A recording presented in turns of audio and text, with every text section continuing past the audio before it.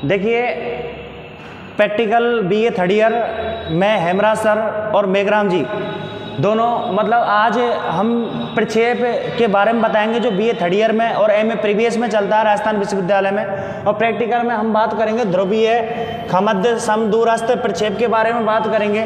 ध्रुवीय खमद्य समदूरस्थ प्रक्षेप हमारा एक सवाल दिया गया है जिस 1:20 लाख 1:20 करोड़ मापनी कितनी मापनी 1:20 करोड़ मापनी अंतराल कितना है 30 डिग्री का अंतराल है। और उत्तरी गोलार्ध को बताएगा ये उत्तरी गोलार्ध को प्रदर्शित करने के लिए एक ध्रुवीय खमद्य समदूरस्थ प्रक्षेप की रचना करनी है हमें। और प्रक्षेप की मापनी कितनी है 1:20 करोड़ और अंतराल कितना है 30 डिग्री।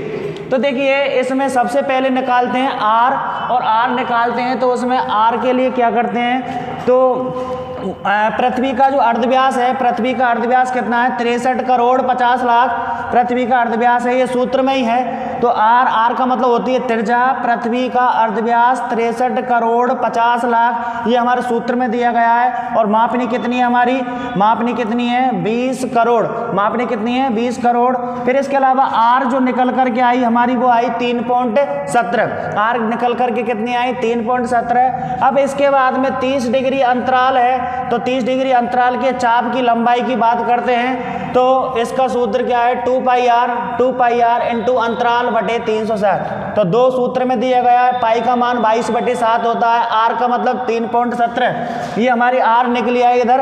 तो आर कितना 3.17 गुणा अंतराल कितना है हमारे सवाल में अंतराल है 30 अंतराल कितना है 30 तो गुणा बटे 360। तो इस तरीके से 1.66 सेंटीमीटर आ जाती है।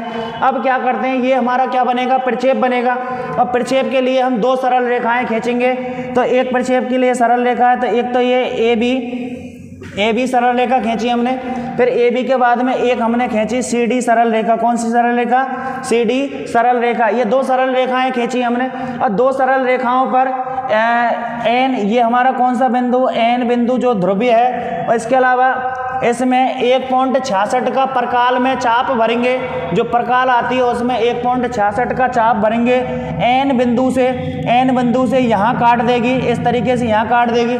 फिर उसके अलावा 1.66 का वो चाप यहाँ से आगे बढ़ा दीजिए ये एफ बिंदु पर काटेगा और फिर यहाँ से यहाँ काटेगा।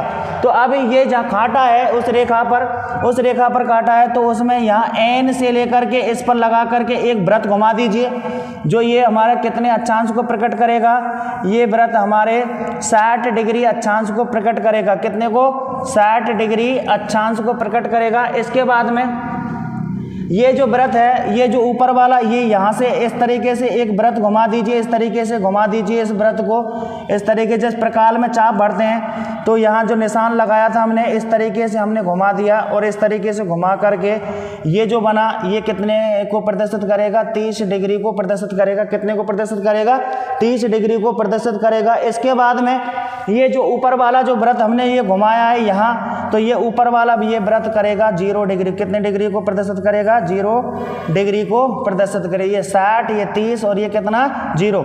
तो ये 0 को ये 30 को और ये 60 को और ये कितना बन रहा है यहाँ 90। ये कितना बन गया 90 डिग्री बन गया। अब इस तरीके से अंतराल कितना है हमारा अंतराल कितना है 30 डिग्री का अंतराल है।